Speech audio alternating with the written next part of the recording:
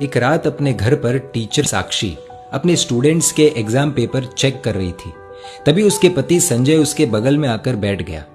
संजय अपने मोबाइल में मस्त था, गेम खेल रहा था। अचानक साक्षी की आंखों से आंसू बहने लगे। वो जोर जोर से रोने लगी।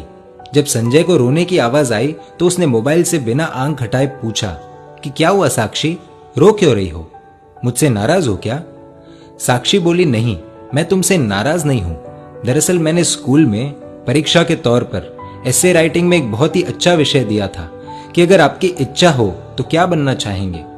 पति संजय जोर से हंस पड़ा। तो इसमें रोने वाली क्या बात है? फालतू में मेरा गेम खराब कर दिया।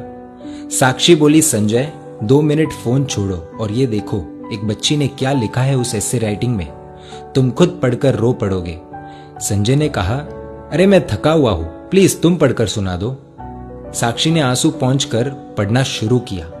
डियर टीचर, मेरा ये एसे राइटिंग मेरे पापा को ना दिखाना, वरना मुझे बहुत डांट पड़ेगी। मैं जब भी घर जाती हूँ तो मेरे मम्मी पापा मोबाइल में बिजी रहते हैं। मेरी तरफ देखने का भी बहुत कम टाइम मिलता है उन्हें। मोबाइल का इतना ध्यान रखते हैं वो, इतनी केयर करते हैं मोबाइल की। वो मुझसे ज्यादा तो उनके फोन से प्यार करते हैं। मेरे पापा और मम्मी शाम को थक जाते हैं, लेकिन उसके बाद मेरे साथ वक्त नहीं बिताते, अपने मोबाइल के साथ वक्त बिताते हैं। उनके पास उनके मोबाइल के लिए बहुत समय है, लेकिन मेरे लिए बिल्कुल भी समय नहीं है। मैं 3 बार बुलाती हूँ तो मेरी आवाज उन्हें सुनाई नहीं देती और मोबाइल की हल्की सी रिंगटोन भी बज जाए तो अपना काम छोड़कर मोबाइल देखते हैं। मेरी इच्छा होती है कि मेरे मम्मी पापा मुझे अपने हाथों से खाना खिलाए, लेकिन खाना खाते वक्त भी उनके एक हाथ में मोबाइल ही रहता है। मैंने तो सुना था सुबह उठकर एक माँ अपने बच्चों को उठाती है, देखभाल करती है, लेकिन मेरी मम्मी सुबह उठते ही मोबाइल देखती है, मुझे कभी नहीं उठाती।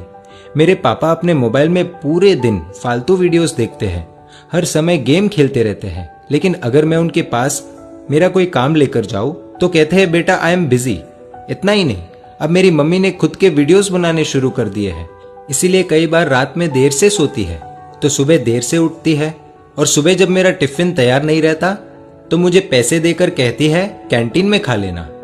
मेरे टिफिन से भी ज्यादा जरूरी मम्मी को उनका स्मार्टफोन है। हाँ, डॉटर्स डे के दिन दोनों मेरे साथ फोटो लेते हैं, और वो मेरे लिए नहीं, अपने अपने स्टेटस में डालने के लिए, जिससे दुनिया को पता चले कि वो भी ट्रेंड के साथ चल रहे हैं। वीडियो कॉलिंग पर अपने दोस्तों के साथ 1-1 घंटे तक बातें करते हैं, लेकिन जब मैं कोई कहानी सुनाने कहूँ तो कहते हैं बेटा इंटरनेट पर सुन लो। वो दोनों ही मेरी आदतें बिगाड़ रहे हैं। फिर कल अगर मैं गलत रास्ते पर चली गई तो पूरी दुनिया मुझे गलत बताएगी। इसलिए मेरा हमेशा से सपना रहा है कि मैं भी एक स्मार्टफोन बन जाऊं। पूरे दिन अपने पापा के हाथों में रहूंगी, रात को सोते समय भी उनके आंखों के सामने रहूंगी, सोने के बाद भी उनका हाथ मुझ पर ही रहेगा। खाना तो नहीं मिलेगा, लेकिन हाँ, टाइम टू टाइम रिचार्ज होता रहेगा, मेरा पूरा ध्यान रखा जाएगा, मुझे खरोच भी नहीं आने देंगे। जहां भी जाएंगे मुझे अपने साथ ले जाएंगे, हमेशा दोनों की आंखों के सामने रहूंगी। संजय थोड़ा भावुक हुआ, लेकिन फिर से अपने गेम में लग गया और साक्षी से बोला कि ठीक है, अच्छा लिखा है, इसमें रोने जैसा कुछ नहीं है। तुम्हें इतनी सी बात पर रोना क्यों आ गया Sakshi? Be strong, come on. तो साक्षी ने कुछ ऐसा कह दिया कि खुद संजय भी अपने आप को संभाल नहीं पाया। साक्षी बोली कि संजय, ये ऐसे जिसने लिखा है वो अपनी ही बेटी है। दोनों के आंसू रुकने का नाम नहीं ले रहे। भागते हुए अपनी बेटी की बेडरूम में गए, देखा कि वो अपने मम्मी पापा की तस्वीर से लिपटकर सो रही है। ये दृश्य देखकर दोनों को रोना आ गया। साक्षी और संजय दोनों ने अपनी बेटी को नींद से जगाया। उसको उठाकर दोनों ने क्षमा मांगी, कहा कि बेटी, तुमने हमारी आंखें खोल दी, हमें माफ कर दो।